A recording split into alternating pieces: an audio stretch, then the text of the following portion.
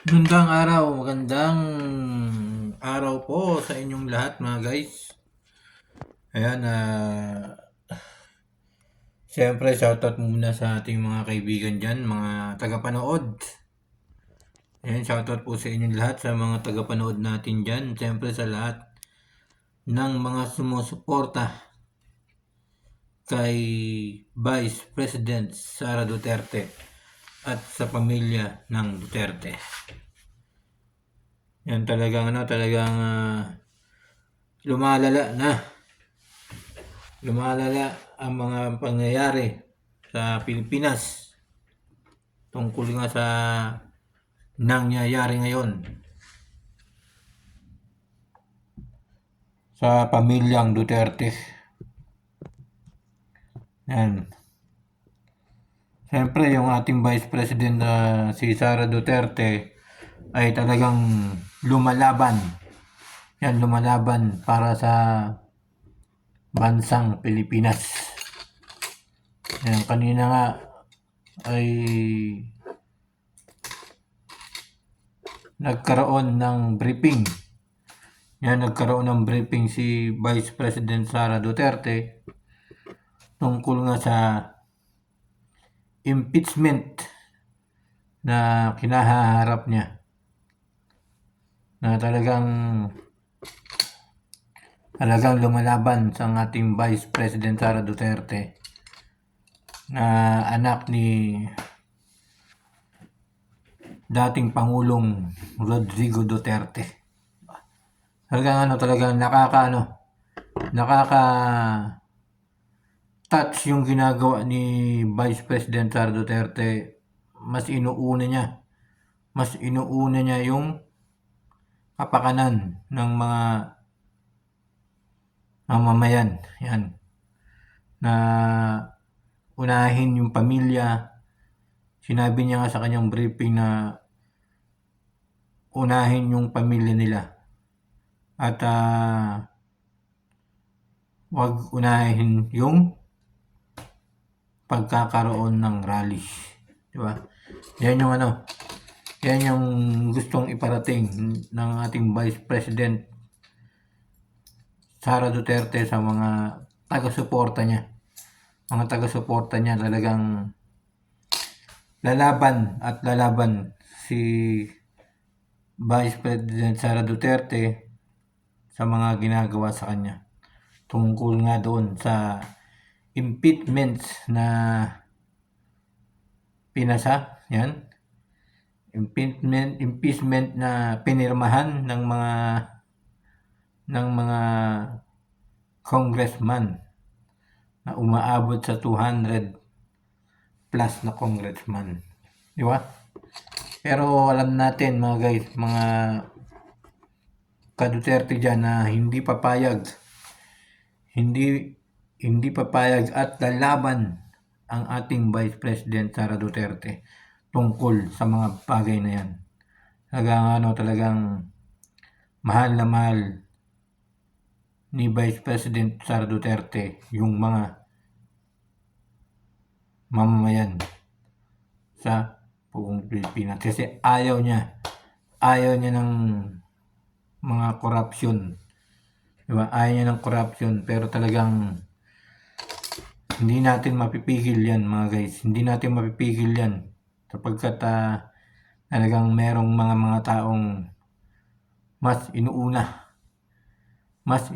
yung mga pangsariling kagustuhan nila. Diba? Kaya wag po natin iiwan yan si Vice President Sara Duterte na isang napakagaling na namumuno, pangalawang namumuno sa ating bansang Pilipinas. Kaya maraming salamat. Yan talagang sa dami ng mga sumusuporta kay Vice President Sara Duterte ay talagang lumalaban siya. Kasi tayo ang nagpapalakas ng kanyang loob. Yung mga sumusuporta sa kanya, tayo ang nagpapalakas upang mas lumaban pa siya. At sinasabi niya nga na pwedeng hindi naman siya punta sa araw ng impeachment, di ba? Sinabi niya yan sa kanyang briefing na pwede naman siyang hindi pumunta or pupunta siya sa impeachment trial. Talagang bawat salita niya, bawat kilos ng kanyang muka, kanyang galaw ay talagang maiisip natin na napakabait ng ating Vice President Sara Duterte. Kasi nga pinapakita niya at mas inuuna niya nga yung kapakanan ng maraming Pilipinong mamayan. Kaya talagang dapat ay suportahan natin yan si Vice President Sara Duterte sa kanyang mga laban sa mga susunod na araw pa. Diba? Sa mga susunod na araw pa na mangyayari doon niya sa impeachment na kanyang hinaharap. At talaga naman na kahit ano mangyari ay lalaban siya. Diba? Kaya sa mga Duterte dyan, mga sumusuporta sa Duterte family, yan kay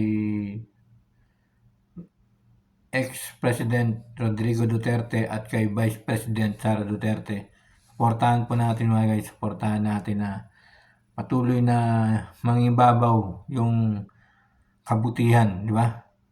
Mangibabaw yung kabutihan para sa mga mamayan ng buong Pilipinas.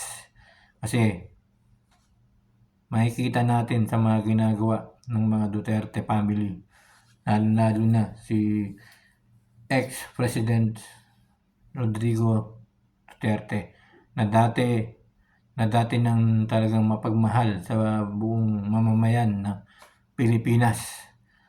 Diba? Marami siyang nagawa. Napatahimik yung mga kriminalidad na nangyayari sa Pilipinas. Pero ngayon tingnan nyo mga guys. Ngayong si BBM, si Bongbong Marcos ang president, ay patuloy pa rin yung paglaganap ng kriminalidad. Makikita natin sa mga balita,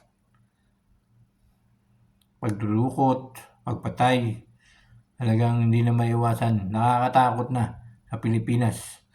Nakakatakot na yung mga nangyayari sapagkat hindi na natin alam. Baka pag nataligod tayo ay bigla na lang merong babanat sa atin, di ba? Ay huwag naman sana sapagkat kailangan pa ng suporta natin kay Vice President Sara Duterte at kay ex-President Rodrigo Duterte. Kaya maraming salamat kasi marami pa rin patuloy na sumusuporta sa Duterte family. At ganun din ako mga guys, kasi gusto ko ng pagbabago sa Pilipinas. Hindi yung pangungurakot sa Pilipinas.